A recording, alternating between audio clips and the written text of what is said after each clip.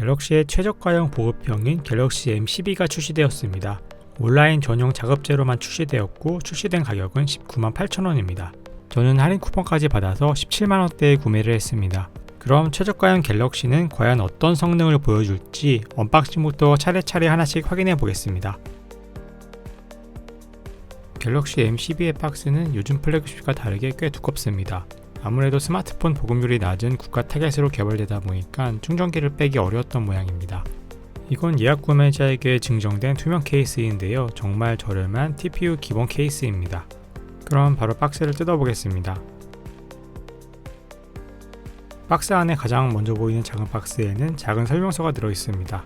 그 뒤에 갤럭시 M12 본체가 들어있고요. 그 뒤에는 케이블과 충전기가 들어있습니다. 참고로 이어폰은 들어있지 않습니다. 들어있는 충전기는 10W짜리인데요. 15W이면 더 좋았을 텐데 아쉽네요. 여기에 USB A to C 케이블과 유심핀까지가 구성품의 전부입니다. 참 단촐하죠? 그나마 충전기라도 넣어준 걸 다행으로 생각해야겠습니다. 앞면을 보면 저가형의 특징인 인피니티 V 디스플레이가 눈에 띕니다. 그리고 아래쪽에 턱 베젤도 꽤 두꺼운 걸 확인할 수 있죠. 최신 플래그십 모델은 아래턱의 베젤을 줄여서 제로 베젤에 가깝게 만드는데 이런 부분을 보면 저가형인 것을 감출 수는 없어 보입니다.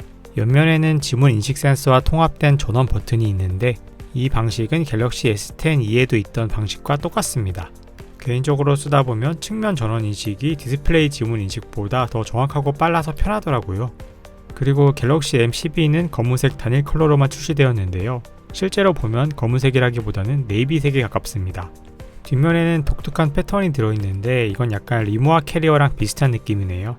뒷면 카메라 범프 부분은 아주 심플하게 마감되어서 카메라를 주렁주렁 달아놓은 요즘 폰들처럼 부담스럽지 않고 자연스럽습니다. 이 기기의 가장 큰 특징은 6.5인치의 대화면과 90Hz의 화면 주사율입니다.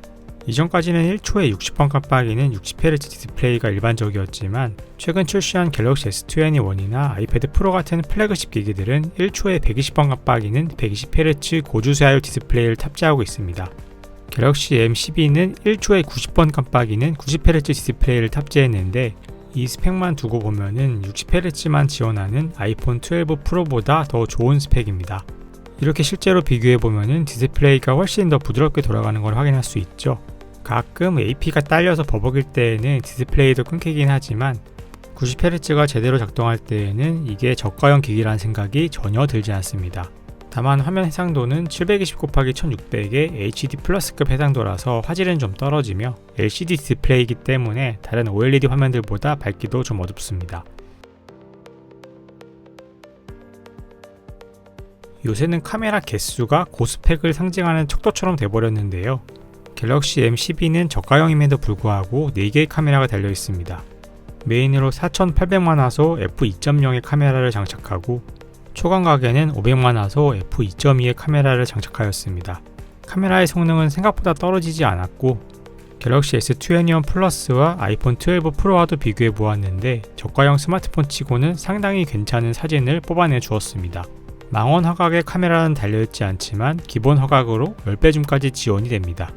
그리고 특이하게 접사 카메라와 뎁스 카메라가 추가되어 있는데요. 접사 카메라는 삼성이 저가형 시리즈에 꾸준히 넣고 있는 기능인데 잘 포착하지 못했던 근접 부분을 사진으로 남길 수가 있어서 꽤 재미있게 쓸 수 있는 기능입니다.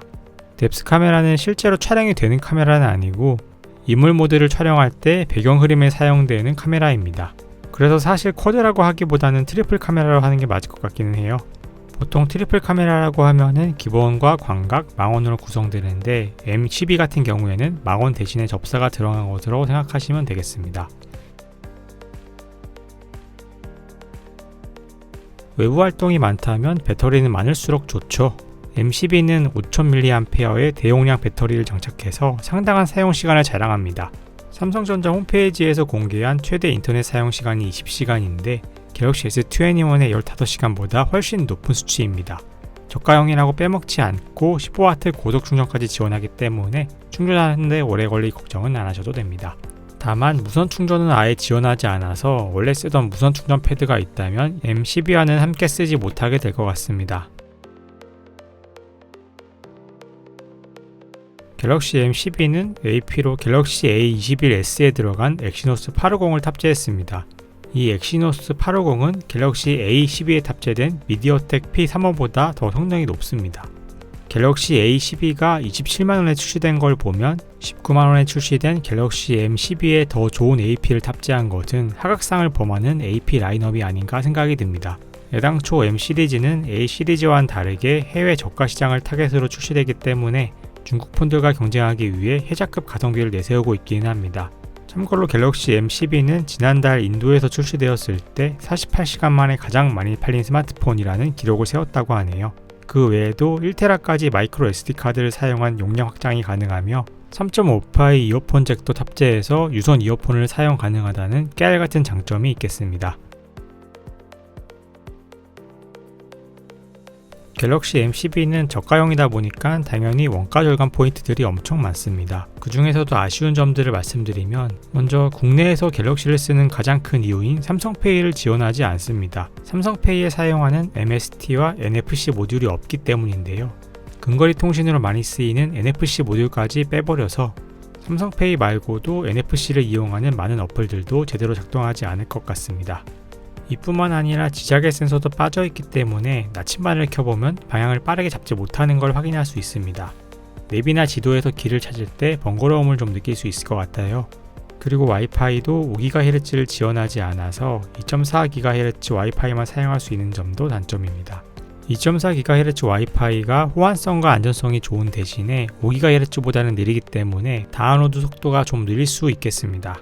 카메라에 대해서도 말씀드려야겠는데요. 카메라의 전반적인 조리개 수치가 f2.0 이상으로 높은 편인데 손떨림 방지인 OIS까지 빠져있기 때문에 사진을 찍을 때 흔들리는 현상이 더 잘 발생합니다. 또한 동영상을 찍을 때에도 OIS도 없는데 전자식으로 보정해주는 슈퍼 스테디 기능도 없기 때문에 걸음을 걸으며 촬영을 하면은 상당히 많이 흔들리는 영상을 얻게 됩니다. 예전에는 보급형 스마트폰들은 전부 다 작고 가볍다는 생각이 있었는데 갤럭시 M12는 오히려 꽤 크고 무겁습니다. 무게가 214g으로 상당해서 묵직한 느낌이 듭니다. 여기에 케이스까지 씌우면 거의 240g대로 거의 갤럭시 Z 폴드 2만큼의 무게가 나옵니다. 그럼 갤럭시 M12에 대해서 최종으로 정리해 보겠습니다. 눈높이를 플래그십을 기준으로 보면 흠잡을 것은 한두 개가 아닙니다.